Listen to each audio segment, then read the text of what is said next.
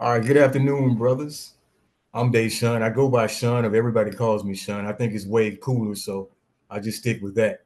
Just first and foremost, just appreciation to Jewel and the BEM community for just, man, giving us this platform. And shout out to Brandon for just leading, facilitating, man, this health and fitness category. This is something that's extremely important. And I would say particularly for just black men. My objective today or the goal is just a quick talk on meditation. I see it pop up every now and then in most of our conversations as a non-negotiable or something that we're implementing within our daily routines, man. And I love to see that. But just due to the time constraints and how comprehensive meditation is, we won't be able to get too deep into it, but we'll definitely get past the surface. But I think before we go further, one thing that we have to do, this visual image that we have of the Tibetan monk in his orange robe, sitting in the monastery, meditating hours upon hours. We're just gonna move that to the side for now.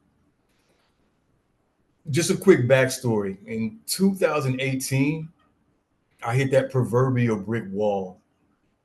It's for the previous 10 years, it had just been go, go, go, all gas, no break. My performance, my execution, my cognitive ability to retain information, all that was suffering, and I really didn't know why. And I was trying to figure it out. If you guys do remember during that time frame, also podcasts had really taken off. So a lot of them that I was familiar with, a lot of the industry insiders and business leaders, I noticed they kept coming up with speaking on meditation, and I didn't know what that was. At that time frame, just mentally, spiritually, physically, I was just stagnant. And so I dove in head first. Webinars, seminars, articles, books, magazines, even started experimenting with some various practices. And I can be totally honest with you guys. Within 5 months, I seen a dramatic difference. Just mentally, physically, just my mood, my patience, my social skills, my ability to retain information, all that just pretty much I seen it transform. But it still wasn't put to the test yet because I'm like, okay, I'm just dabbling with it. But in the spring of 2019, I was deployed to Afghanistan. And I can say in hindsight, in all actuality, if it wasn't for my support system, which was my family, and if it wasn't for meditation, the outcome without question would have been totally different. And so that's the reason, I'm in front of you guys today, just want to share my insights of something that was, within the journey, so to speak. Meditation, what is it? It's kind of all over the place for is the definitive way. I think people are putting their specific twist on it.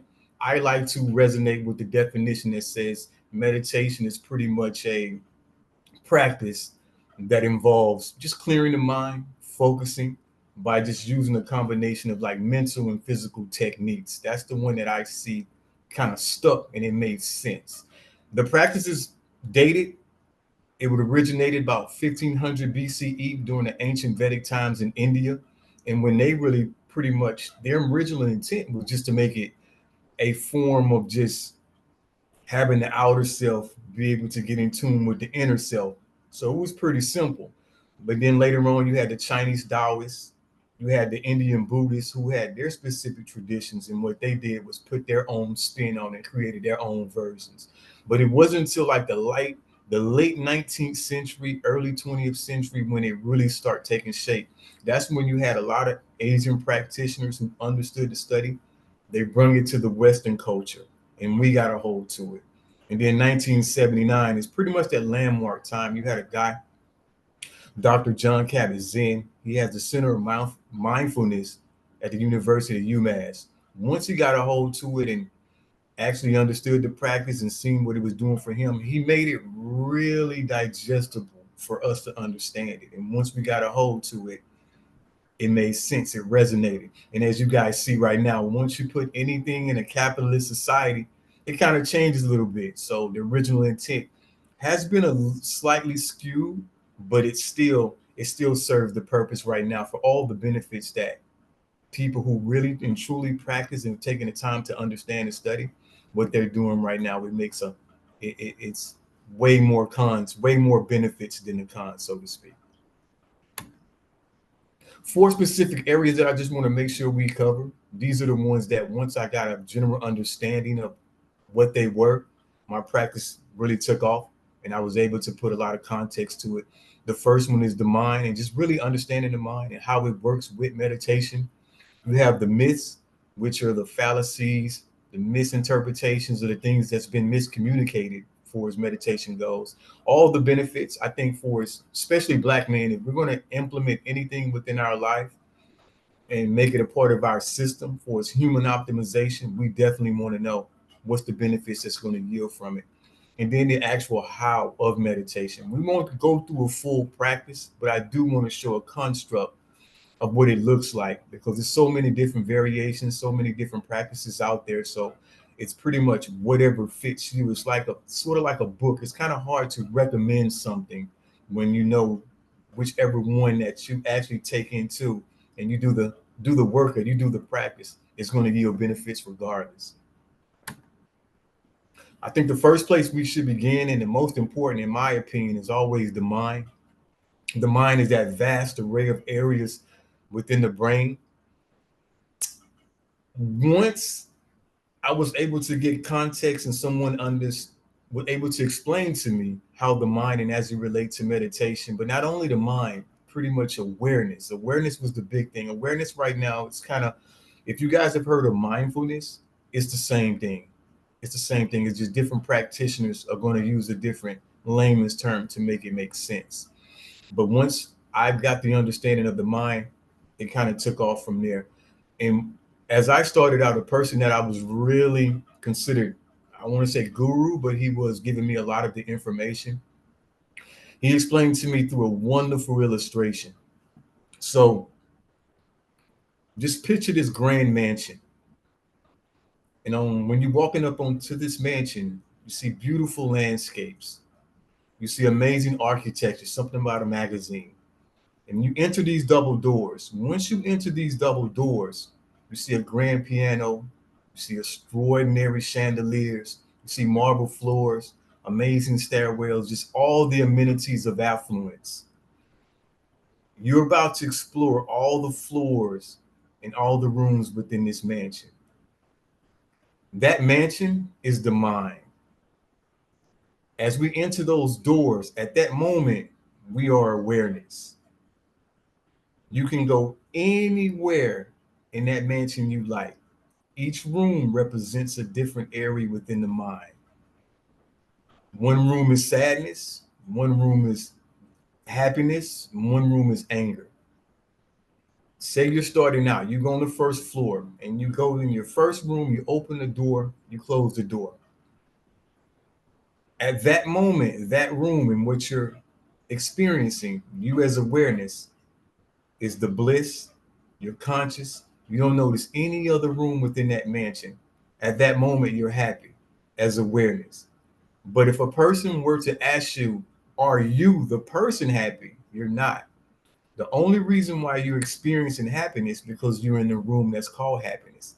That's how the areas of the mind work, and that's you being awareness. Once you leave that room and close the door, you're no longer that emotion. You're something totally different because you are awareness. Remember that. That's the key point. So now you go to the next floor. You open up the door, you go into a room. That room is anger. You close the door. Are you angry? No, you're just in the room called anger. Once you leave that room, you go to another emotion. You're no longer happy because you just came from that room. You can't go to the next floor and experience sadness because you're not even in that room. The room that you're in at that moment is anger. This is what meditation pretty much is. We're trying to make sure the room that we're in at that moment, that it benefits us. And if it benefits us, we want to train our mindfulness. We want to train our awareness to stay in that room. Temptation is going to pull us to go to the next floor and into another room based on life experiences, based on circumstances, based on things that are happening. But we want to train ourselves to stay right in that room that's giving us the biggest benefit at that time. And more times than not, that's going to be the happiness. That's the room we want to be in. And that's the mind versus awareness. and that mansion versus the you being awareness, that kind of that really gave a lot of context to that situation, because we always hear certain things, my mind's playing tricks on me and my mind made me do this. It's actually not that. The mind with the different areas, the awareness is what actually puts us in that category. So that's the point that okay, I kind of get it. And once I understood that, and this was about 3 years in, I noticed my practices at that point kind of really picked up and was pretty much transformational in my life. I can, in in hindsight, you don't see it then, but now looking back, you know the moment that was pivotal. One thing about meditation, I'm also an advocate, like I told you guys, for is human optimization. If we're going to do anything and implement it within our lives, we also want to know the downside or the misconceptions, the things that we can that can easily be miscommunicated, to just really get a keen understanding of meditation, to know the deficit is the most beneficial piece. I think one of the biggest things that we hear is a quick fix. It's not a quick fix. Meditation is not going to spot reduce. Meditation is got to want to resolve any type of conflict. It won't fast forward a promotion. It's not that. It's just a meditative practice. It's giving us tools to deal with those situations, but it's not going to totally rid those situations. It's not a religion, and that was my biggest battle at first. I consider myself a person of Christ. I believe in Christ, and what I didn't want to do was just incorporate anything in my life that would bump up against my faith or my belief system. So that was when I battled with. But when I found out it was only a practice, and what I'm doing is actually benefiting and strengthening my religion, it made sense. Then you also hear of the monkey mind. The monkey mind of many times we're told you're supposed to sit in meditation. It's a certain feeling, it's a certain zen, it's a certain state.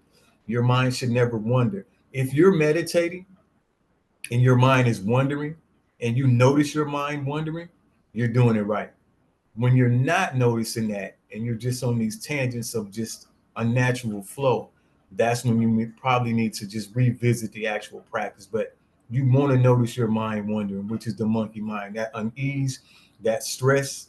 I've done it. I've sat there, man. I have to mow the lawn, or I have to pick this up from the grocery store. And right when I notice that, to bring myself back and be conscious of what I'm doing in that moment allows me to understand that the practice is actually working.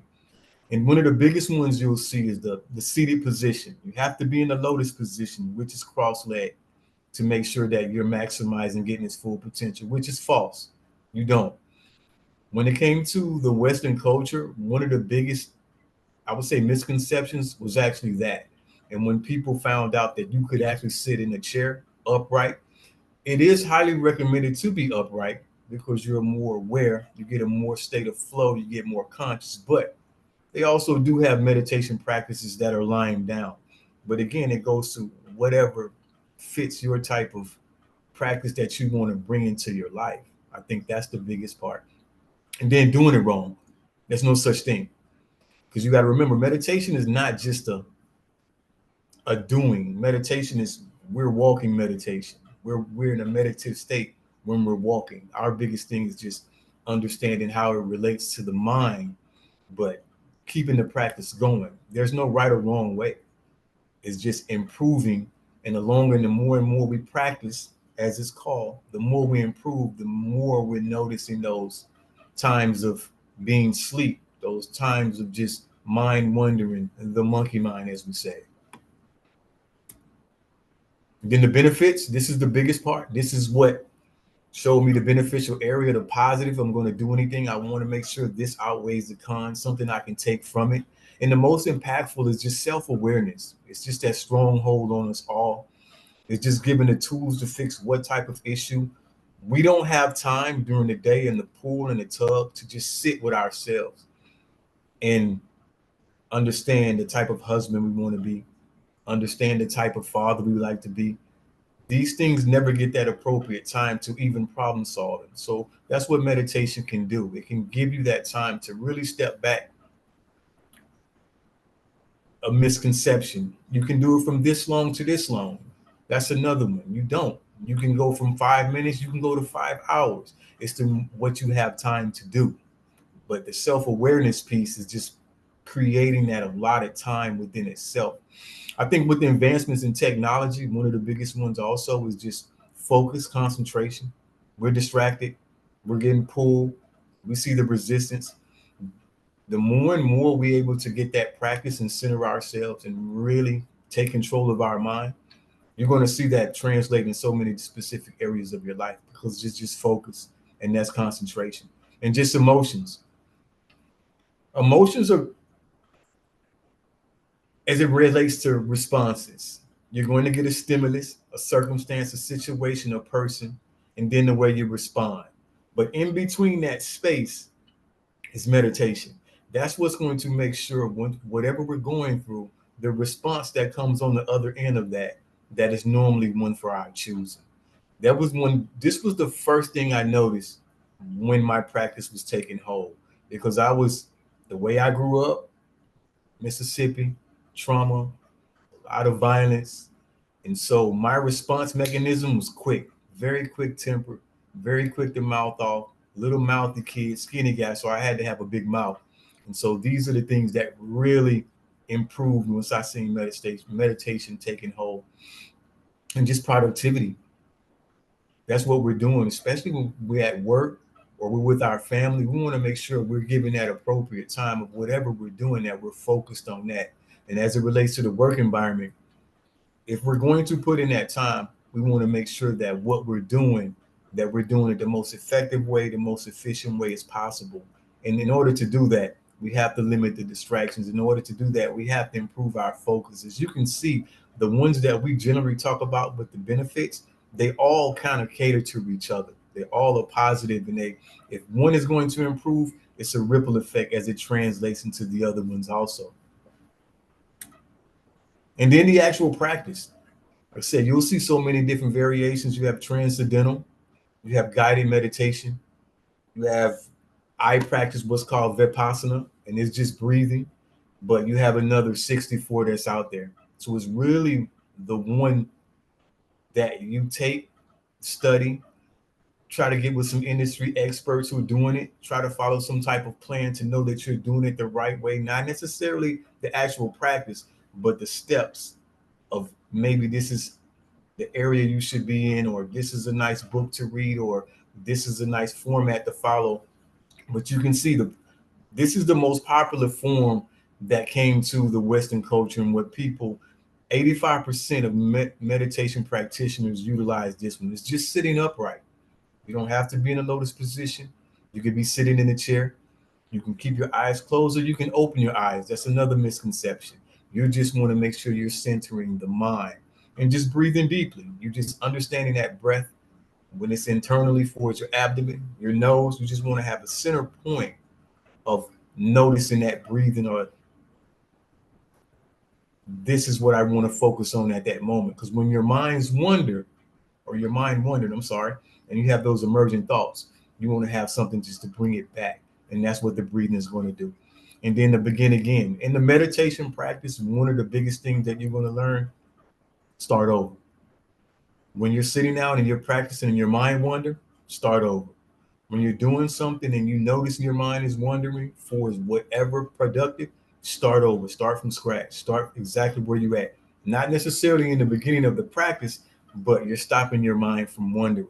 But in the Asian practitioners in the Buddhist tradition, it's actually called the begin again, or the beginner's mind. That's how we pretty much label that. And then stopping. Again, there's no time. There's no 5 minutes, 5 hours. It's whatever you feel comfortable with, whatever you feel has given you the most benefit. Some people do a timer. Some people actually just wait till they get that feeling. The practice can take you wherever it goes. I've done it all. I've experimented with it all, and mine is pretty much similar to the one I have on the screen right now. I don't have a specific time frame. Some days I go longer, some days I go shorter. It depends on the stress and the strain and what I have in place that's really taking place that day. And it just demands on our time. I think in conclusion right now, the distractions, the things that are jeopardizing our awareness, our physicality, our focus, concentration, it's all over the place, you name it. we're in a digital era right now. In a digital era with the access that we have to things, it's actually hurting us more than it's helping us. And I think we've all realized that. So it's not really preaching to the choir, but it's just creating that deliberate quiet time just to be at inner peace. I think it's imperative right now. One of the stats that I read that really resonated with me to a sense of, man, we're really in trouble if we don't get certain things in context. Suicide is the second leading cause in African American males right now, between 19 and 22. And that's, man, that's just disheartening, because I think the way we're made up in some of our demographics, our areas and our environments, the trauma, the racism, economic hardships, a lot of the social issues, and being the head of the household, and all the contributing factors, and all those things, we have to somehow create this time to ourselves. And if nothing else comes from meditation out of the benefits, I think the biggest thing is just self-awareness, just being aware of the self, being able to channel that, talk to someone as in the sense of, if this is not working, this practice maybe could be it for me. It could also work, because a lot of times it's just, we're go, go, go, go, go. And I'm living proof of that. And we don't have that outlet to actually stop and center yourselves and center ourselves and just get some quiet time. And it's a practice that, again, I'm 6-7 years deep right now, and I wouldn't. It's not about really trading it in, but at the same time, I really stand behind it. And a lot of guys I work with just try to give them the insight, because it's like anything else. Once you put something behind a paywall, it slowly starts to get skewed. And meditation is at that level, but it's also such a pure form of just understanding who you are. But I mean, I appreciate you guys, and I'm open for any questions that you might have. I'm not the expert, but at the same time, I have had my ups and downs, so to speak. Thank you, Sean, for definitely presenting. So now, for any of you guys on the line or in the chat, if you can't speak, if you have any questions for Sean in regards to meditation, we can go ahead and take those now. Yeah, Sean, I have a question. This is Jonathan Slocum here. I appreciate you, what you shared. I've heard a lot about this practice, and it has been something that I've tried to dabble in here and there to just better the mind and everything. I'm curious, how long did it take you before you were no longer judging yourself for the thoughts that were going through your head while you were in the meditation process? I find that is something, what I've always been taught is, you just kind of want to let those thoughts float on by like a cloud, just kind of, let it go. You don't have to, pause and, judge yourself for the thought, or kind of think about it, or question yourself for it. It's like, how long did it take you before you were able to, just simply notice those thoughts as your mind was wandering, versus like actually, having some sort of feeling or judgment about it on yourself? You hit it dead on the head. Life. It's I notice it all the time, and it's never going to stop, Jonathan. And that's the best part about it.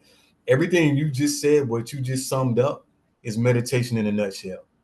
Because what you're doing, the key part is that you're aware of those thoughts, and you're all noticing those thoughts, and they're going to keep coming.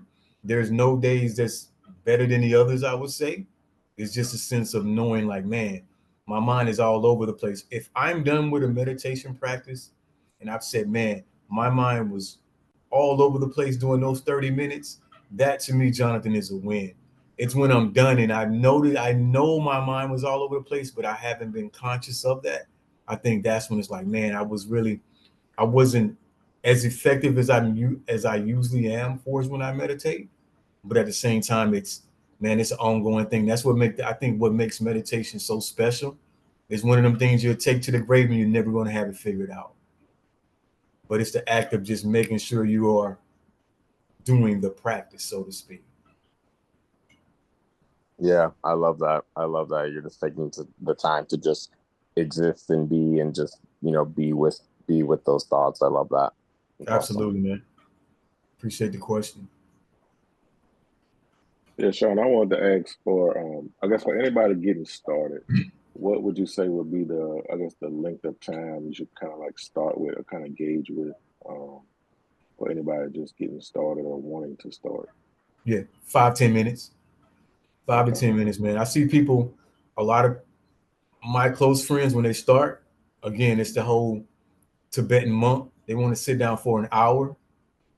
Can't do it. It destroys their entire motivation to do it. It's too intimidating.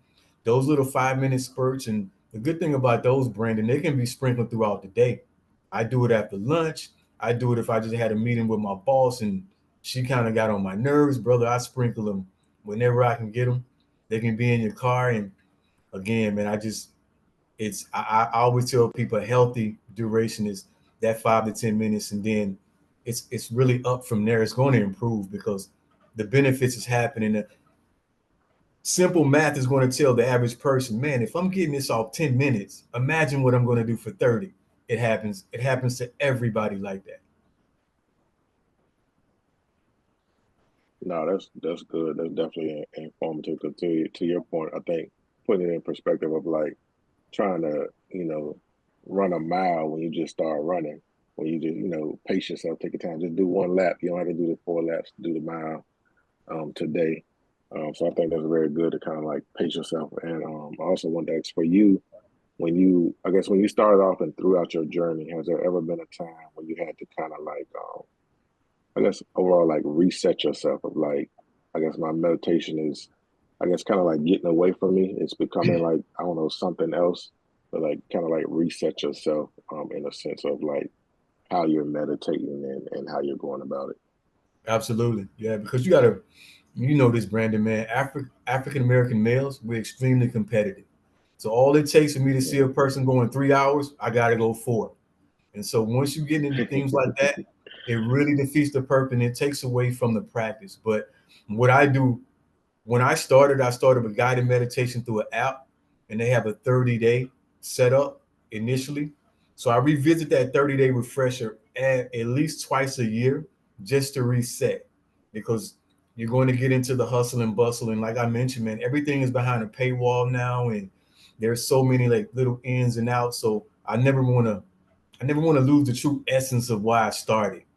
And sometimes you're going to get into that quick fix and that problem solving, and this is going to help this out, and that's not the point. The point is to just really understand the self, and I think that's the key.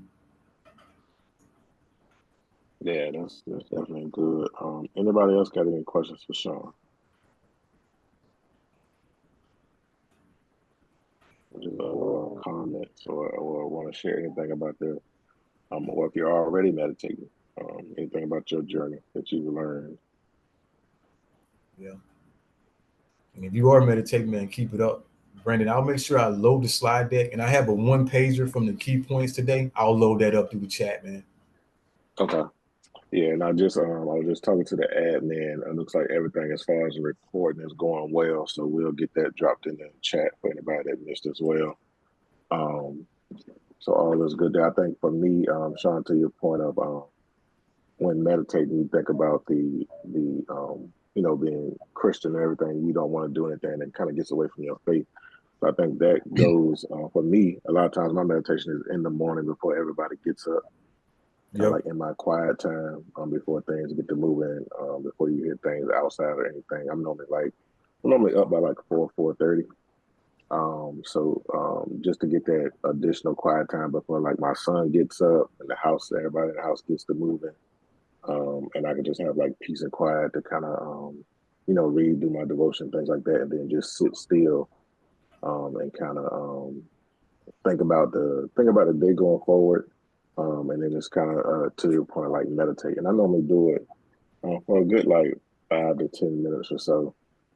And then I do it throughout the day. To your point when you said, if you just had like a bad meeting with your boss or something like that, sometimes I know I'll go outside and I'll sit in the car, Yeah, man. and just just close my eyes and zone out for a minute and kind of That's have it. my moment to myself. And even in work or when I'm out with my son or we're doing things, if I could take a moment just to sit still for a quick 5 to 10 minutes. Normally in silence with nothing going on, just sort of kind of recenter myself, depending on what's going on throughout the day. So I know I do take that additional time. I love that, if I man. can get it throughout the day. Love that. I'm saying I'm a morning person. I got to do it before the noise get up, man. So I'm like you. Right. I get it in the morning, and sometimes it doesn't work that way, but man, it's just a lot better than, as you said, go right into a devotion. It's like you feel a lot clearer anyway. Mm-hmm. No, man, it's great practice you got. Yeah. Anybody else? I'll give you guys an opportunity. Let's see. DC, did you have something? I saw you just come off mute. I'm sorry. Say that again. I couldn't hear you. I saw you come off mute. I just want to see if you had something. Oh yeah. Yeah. I'm sorry. Hi everyone. I'm Dion Cheston. And had a little bit of time, so I got a chance to join the chat. Yeah, I started meditating like a couple years ago. When I had I'm originally from New Jersey. I reside in Atlanta now. But when I first um moved to like New Jersey and just like kind of in like my life journey and like career and everything else, everything felt crazy. I felt super like overwhelmed because it was just like I was out on my own. I'm in my life's journey trying to figure out just life, what I want to do, how I want to do it, and stuff like that. So one of my good friends who's a state trooper, he's a detective now. One of my best friends growing up, he put me on to meditating. And it was tough for me in the beginning, because like my mind was like all over the place, and I'm like, what the hell am I doing? What am I doing here? I'm just sitting here. Am I supposed to be thinking? Am I not thinking? But like you said, to try to get those increments throughout the day, whether it's 2 minutes, 5 minutes, or just silence, is definitely helpful.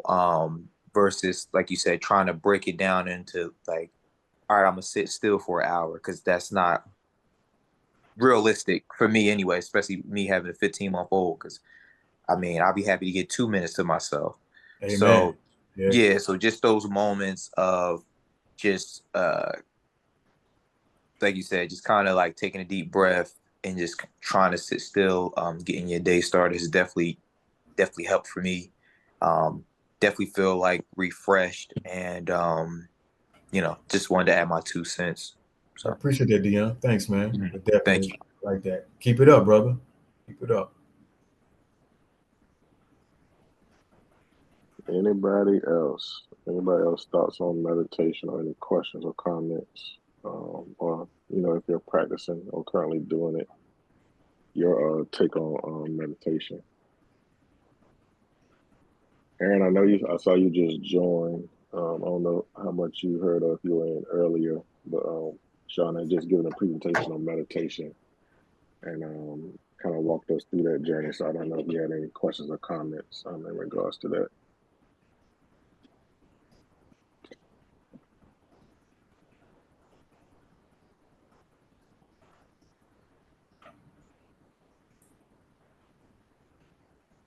Okay. Well, Sean, I think everybody is good.